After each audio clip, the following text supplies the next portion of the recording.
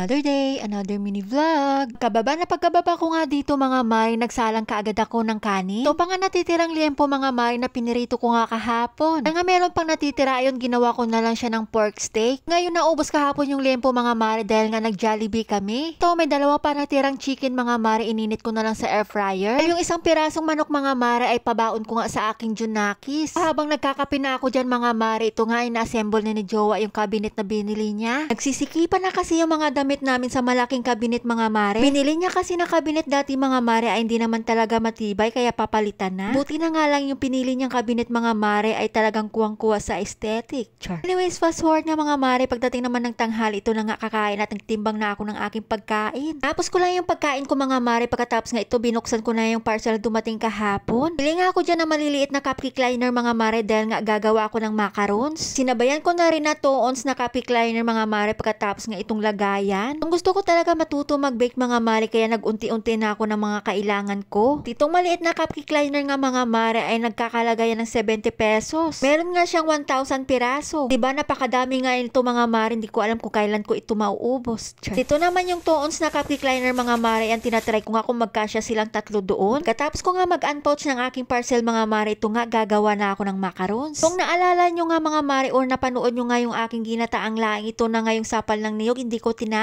Lagay ko nga lang siya sa freezer mga Mare pagkatapos din ay frost ko lang. Para gumawa tayo ng macarons mga Mare ay konting ingredients na lang yung bibilhin natin. Kaya meron na naman kayong idea na nakukuha sa akin. Char. Yung mga sukat pala nilagay ko mga Mare, ilalagay ko na lang sa screen. Itong ginawa ko nga macarons mga Mare ay nagkulang nga ako dyan sa ingredients. Yung nakalimutan ko nga ilagay dyan mga Mare yung baking powder. Makikita nyo nga sa dulo ng video na to mga Mare yung aking macarons ay hindi nga umalsa. Sa susunod mga Mare, kapag naggata kayo ng inyong ulam ay huwag nyo nang itapon yung sapal ng niyog. Hindi na ako makakabili ng kukumama nito mga Mare kaya fresh gata na lang yung gagamitin ko o yung niyog. Itong mga molder ko pala mga Mare ay matagal na talaga ito sa akin. Ka-idea lang talaga ako nung nakaraang linggo mga Mare kaya ito na nga ginawa ko na. Ba't talagang nagagawa kapag naubusan ka na ng i-content? Dahil sa pag-iisip mo kung ano i-content mo mga Mare ay ba talagang lumalawak ng kaisipan. Medyo maliit nga yung cupcake liner na gamit ko dito mga Mare, siguro nasa 0.5 ounce lang. Hanap nga ako ng 1 ounce mga Mare pero wala nga akong makita. So ayun lang nga, nilagyan ko na nga isa-isa dyan mga Mare, hindi ko siya masyadong pinuno. Alipas nga na isang oras mga Mare, ito na nga yung nagawa ko. Pina-order ko lang pala dyan sa aking mga friends mga Mare, yung isang pack ay 35 pesos. Ay packs nga yung nagawa ko dyan mga Mare, o diba hindi na masama.